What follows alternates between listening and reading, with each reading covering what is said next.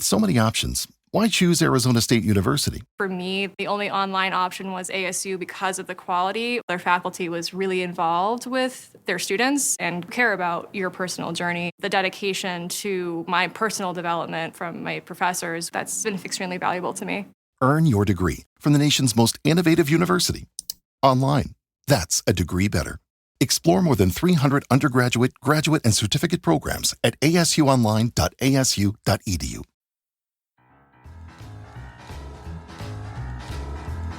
Hola amigos, bienvenidos a este tiempo de la radio dedicado a la historia.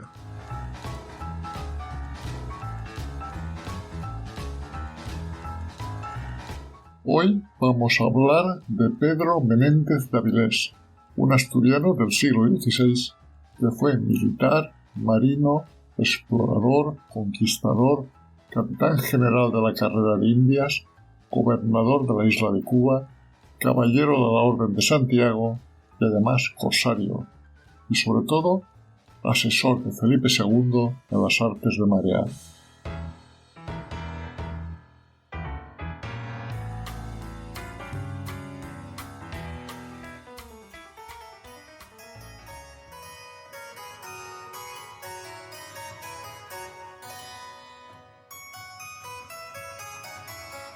Pedro Menéndez de Avilés nació el 15 de febrero de 1519 en Avilés, Asturias, en el seno de una familia noble. Su padre, Juan Alonso Álvarez, era un veterano de la Guerra de Granada, y su madre, María Alonso de Arango, provenía de una familia distinguida. Tras la muerte de su padre, cuando Pedro aún era un niño, su madre se volvió a casar, y la familia creció considerablemente.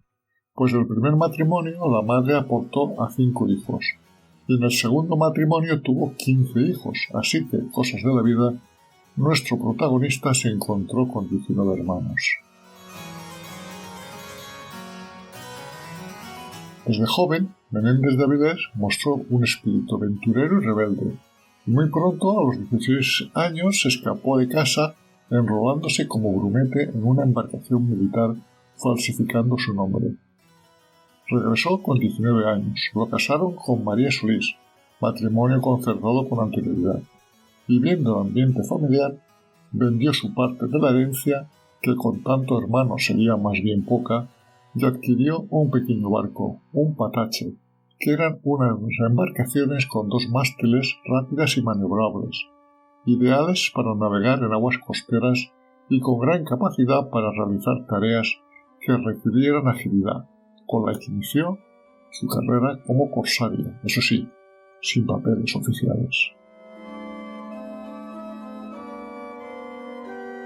Su primera gran victoria llegó en 1539, cuando con su patache y una tripulación compuesta por familiares y allegados, rescató a un grupo de prisioneros españoles capturados por corsarios franceses en la ría de Vigo.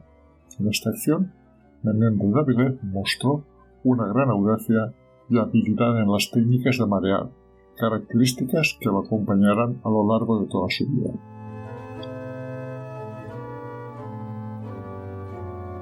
Uno de los momentos más destacados de su carrera como marino fue cuando, con 24 años, participó en la batalla de Muros, librada el 25 de julio de 1543.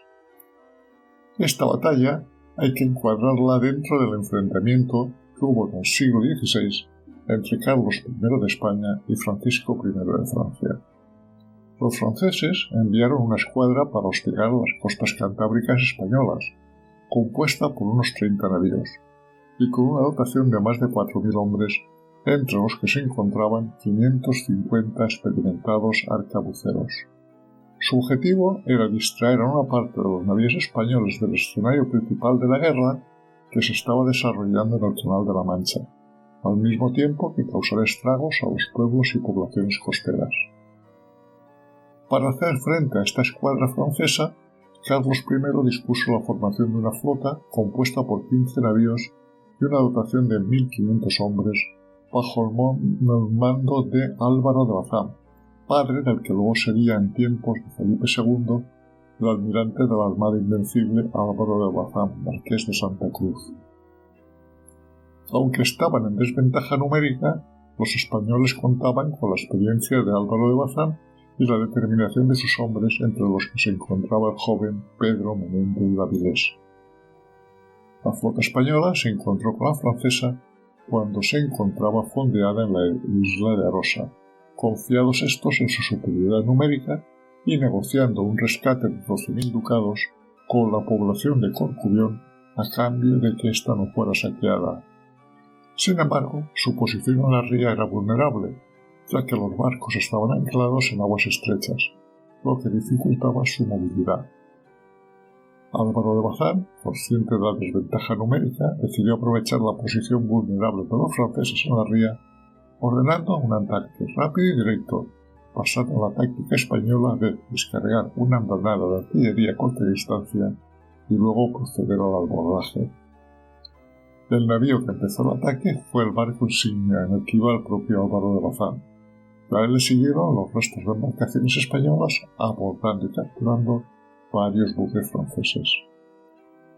Y en medio de esta batalla estaba Pedro Méndez de Avilés, que comandaba su propio buque, liderando un abordaje audaz contra uno de los buques franceses.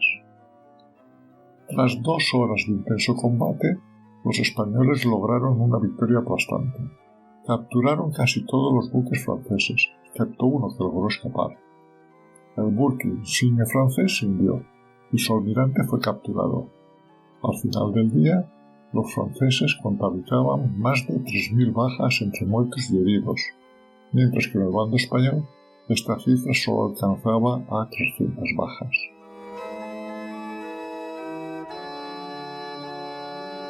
Para Pedro Menéndez de Avilés, esta batalla fue un momento crucial en su carrera, ya que demostró su valentía y capacidad de liderazgo, lo que le valió el reconocimiento de sus superiores que allanó el camino para sus futuros logros.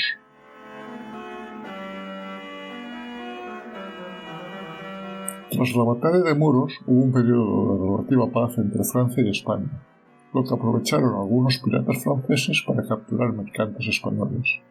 Para combatir esa piratería fue comisionado Pedro Menéndez de Avilés con el fin de postergar y capturar a estos piratas, para lo que recibió una patente de corso, que le autorizaba a actuar en nombre de la corona española, pero no contó con apoyo financiero ni militar adicional. Así, armado con su astucia, valentía y una pequeña flotilla, se puso manos a la obra. En 1546, el pirata francés Jean-Alphonse de Saint-Saëns capturó 18 mercantes vizcaínos cargados de hierro y otros productos valiosos cuando se dirigían a Flandes. El francés, confiado en su impunidad, puso rumbo a sus bases en Bretaña, creyendo que estaba a salvo. Menéndez de Avilés rastreó a Saint-Saëns y lo interceptó frente a las costas de Bretaña, momento en que se estableció una lucha entre ambas flotas, que permitió recuperar 5 navíos de los capturados por el pirata francés, pero el resto entraron en el puerto de La Rochelle, en donde Saint-Saëns, creyéndose a salvo, celebró su éxito. Pero el pirata francés no conoció la audacia de nuestro hombre, de forma que éste decidió entrar en el puerto de La Rochelle para recuperar las naves presas restantes.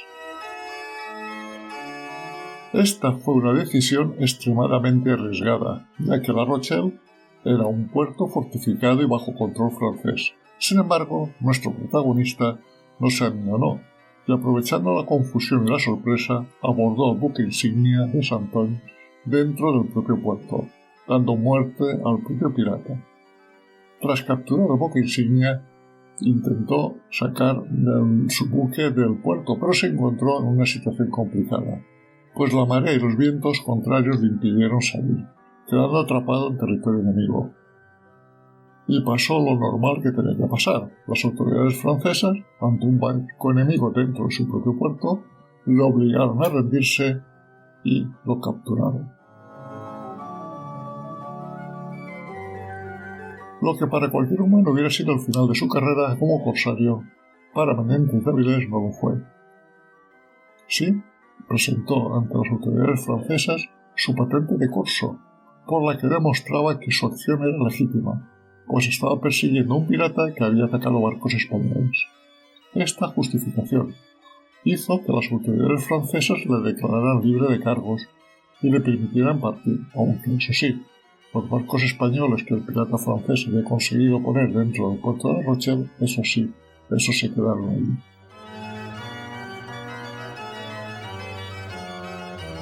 Unos años después fue capturado por unos corsarios franceses en aguas del Cantábrico. Esta vez no hubo manera de negociar su liberación, así que junto con otros españoles fue llevado prisionero a un puerto del Atlántico francés donde fue encarcelado. Una vez allí, aprovechando un descuido de sus captores, junto con otros españoles consiguió hacerse con armas y herramientas neutralizando a sus guardianes, tras lo que, dirigiéndose al puerto, se apoderaron de una de las naves corsarias y, a pesar de ser perseguidos por los franceses, lograron escapar y llegar a un puerto español. Estas acciones hicieron que su reputación como corsario aumentara, lo que le valió el reconocimiento de sus superiores y allanó el camino para futuras comisiones.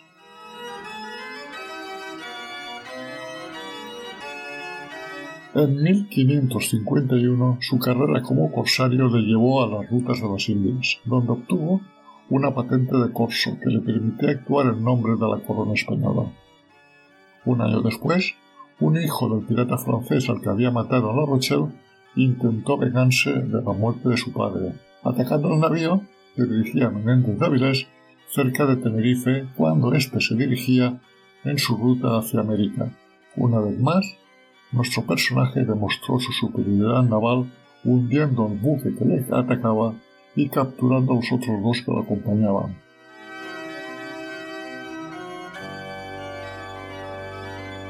A mediados de julio de 1554, con una flota de 100 barcos, Felipe II salió de La Coruña camino a Inglaterra con el fin de casarse con María Tudor, y al frente de la flota iba Pedro Menéndez de Avilés. Esta fue la primera acción en la que directamente Felipe II confió su vida en alta mar a este hombre. En 1557, ya con el cargo de capitán general de la escuadra de guardacostas, participó en la guerra italiana entre España y Francia, dirigiendo una flota mercante cargada de lana con 1.200 soldados de infantería y 1.200.000 ducados para financiar las tropas españolas en Flandes. Durante el viaje hacia Calais, Menéndez se enfrentó a la flota del corsario francés François Leclerc, conocido como Pata de Palo, que amenazaba las rutas de suministro, logrando hundir un barco enemigo y dispersar al resto, garantizando que los refuerzos y el dinero llegaran intactos a su destino. De esta manera, las tropas reforzaron las filas españolas y el dinero permitió sostener las operaciones clave.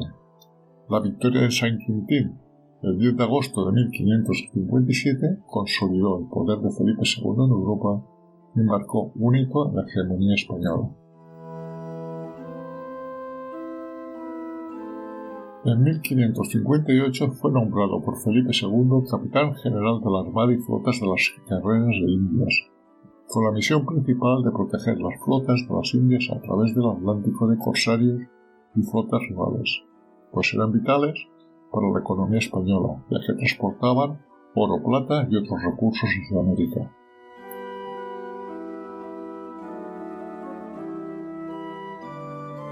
Un año después, en agosto de 1559, vuelve a confiar Felipe II en Menéndez Valdés para una travesía marítima. Esta vez, el monarca regresaba a la península ibérica tras más de 10 años gestionando los territorios heredados de su padre Carlos V, zarpando de Amberes con una flota de 55 navíos, al frente de los cuales iba, como no, nuestro protagonista. El viaje duró 20 días, desembarcando en Santander el 29 de agosto. Durante el trayecto, Menéndez de Avilés aplicó estrictas tácticas de navegación en formación cerrada, protegiendo la nave capitana, la San Pedro, en donde viajaba el monarca. Además, la flota transportaba documentos de Estado, fondos del tesoro flamenco y objetos personales del rey, incluyendo regalos diplomáticos.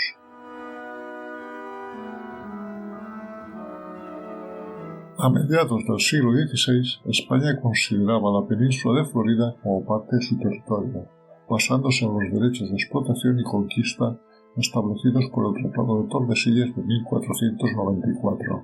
Pero, sin embargo, la región no contaba con ningún asentamiento español permanente, a pesar de que por ella habían pasado Ponce de León, Cabeza de Vaca, Pánfilo de Narváez y Hernando de Soto.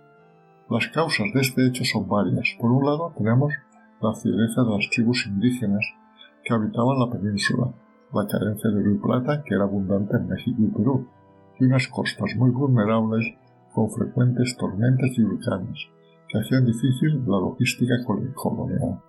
De esta forma, la Florida quedó, a la vista de los estrategas españoles, relegada a un papel secundario como una zona de colchón contra rivales europeos. En 1564, los franceses, aprovechándose de ese vacío, establecieron el fuerte Caroline en la costa noreste de Florida. Este asentamiento representaba una amenaza para los intereses españoles, ya que podía ser utilizado como base para ataques contra los barcos que navegaban por el Golfo de México y el Estrecho de Florida, rutas vitales para el comercio entre España y sus colonias en América. Ante esta situación, Felipe II ordenó a Pedro Menéndez de Avilés, su gran estratega marítimo, la misión de expulsar a los franceses de la Florida.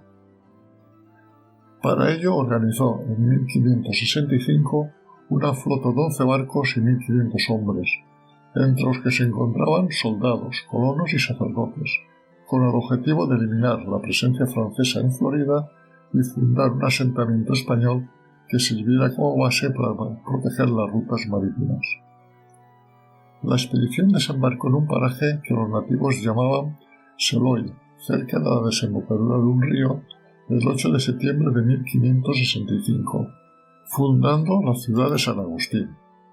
Este acto marcó el inicio de la primera ciudad europea permanente en lo que hoy es Estados Unidos. Poco después de fundar la ciudad, se enteró de que los franceses estaban preparando un ataque contra el nuevo asentamiento español. Ante este hecho, nuestro protagonista decidió tomar la iniciativa, dejando una pequeña guarnición en San Agustín y marchando con sus hombres hacia el fuerte Caroline, distante unos 50 kilómetros al norte. El 20 de septiembre de 1565, Menéndez y sus tropas llegaron al fuerte, que estaba mal defendido debido a que muchos de sus ocupantes habían partido en barco para atacar San Agustín. Los españoles tomaron el fuerte por asalto, capturando a los franceses, y rebautizaron el lugar como Fuerte de San Mateo. De esta forma, se había eliminado toda presencia francesa en territorio de la Florida. Pero aún quedaba el problema de los franceses que en barco se dirigían hacia San Agustín. De aquí la suerte le fue favorable, pues los barcos que habían partido naufragaron debido a una tormenta muy cerca ya del asentamiento de San Agustín. En total, unos 200 franceses fueron capaces de llegar a la playa. Mientras esto pasaba, Menéndez de Avilés, que con sus tropas estaba regresando del fuerte San Mateo para defender San Agustín, se encontró con los franceses, que habían sobrevivido a un naufragio, lo que dio origen a un enfrentamiento entre ambos grupos, en el que prácticamente no sobrevivió ningún náufrago. De hecho, el río que hay donde se realizó este enfrentamiento aún hoy se llama Río Matanzas. Tras la expulsión de los franceses, Menéndez de Avilés se dedicó a consolidar la ciudad de San Agustín como un bastión español. Este se convirtió en un centro administrativo y militar clave para la defensa de las rutas marítimas españolas y un importante punto de apoyo para las misiones en el sureste de Norteamérica.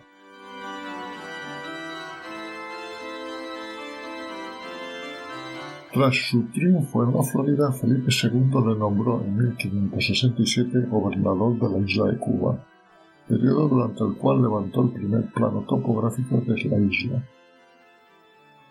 También ordenó crear colegios comunes para hijos de nativos y españoles residentes en la isla. Mandó construir fuertes y torres de vigilancia a lo largo de la costa y convirtió el puerto de La Habana en el primer centro de construcción naval de las Antillas.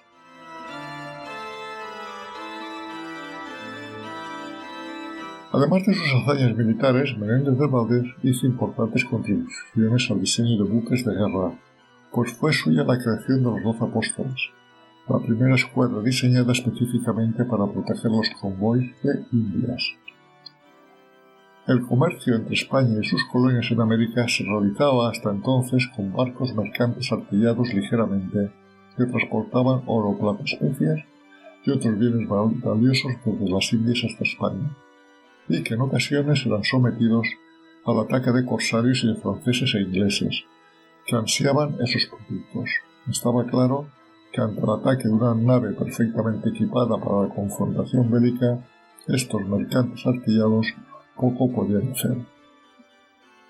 Ante esta situación, se hizo evidente la necesidad de una flota especializada que pudiera proteger los convoys comerciales, y para ello, Pedro Menéndez de Avilés propuso la creación de una escuadra dedicada exclusivamente a la protección de los barcos mercantes, a la que puso el nombre de los 12 Apóstoles. El nombre hace referencia a los 12 buques que componían la escuadra, cada uno de los cuales recibió el nombre de uno de los apóstoles de Jesucristo. Este nombre no solo tenía un significado religioso, sino que también reflejaba la importancia y el carácter sagrado que se le daba a la misión de protegerlas de los intereses de la corona. Los buques estaban diseñados específicamente para el combate naval, con un enfoque en la velocidad, la maniobrabilidad y su capacidad de enfrentarse al enemigo, e iban equipados con una combinación de artillería y armas de abordaje que les permitían enfrentarse a los enemigos tanto a distancia como en combates cuerpo a cuerpo, siendo sus tripulantes, marinos y soldados, altamente entrenados. La escuadra operaba como escolta, acompañando a los convoys de Indias en sus travesías a través del Atlántico, y su sola presencia en muchos casos disuadía a los corsarios de su actuación. Hay que decir tiene que los 12 Apóstoles representó una evolución en las tácticas navales españolas, que hasta entonces se basaban principalmente en el uso de barcos mercantes armados. Aunque la escuadra de los 12 Apóstoles no duró indefinidamente, su impacto en la historia naval española fue duradero, demostrando la importancia de contar con buques especializados en la protección del comercio y sentando las bases futuras para innovaciones en la Armada.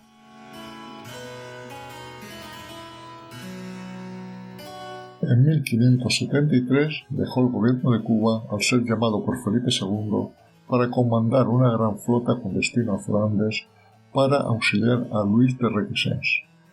Así, vemos a nuestro protagonista en Santander, organizando una flota que serviría para proporcionar recursos a las tropas españolas desplazadas allí, y al mismo tiempo demostrar el dominio español del Mar del Norte y del Canal de la Mancha, en donde en los últimos años había hecho su aparición los mendigos del mar, que eran el nombre que se daban a sí mismos los corsarios flamencos. Sin embargo, la muerte le sorprendió el 18 de septiembre de 1574 a la edad de 55 años, sin acabar de completar su trabajo.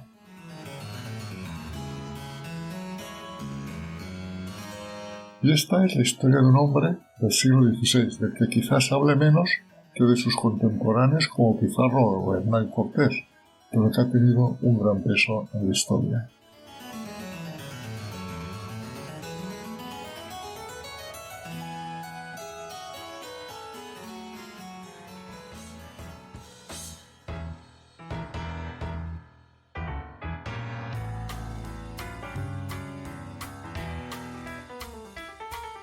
Si estás interesado en otros temas de historia, nos puedes seguir en YouTube en el canal Desde mi Retiro y en iVoox, Spotify y Google Podcast en el canal Un poco de Historia.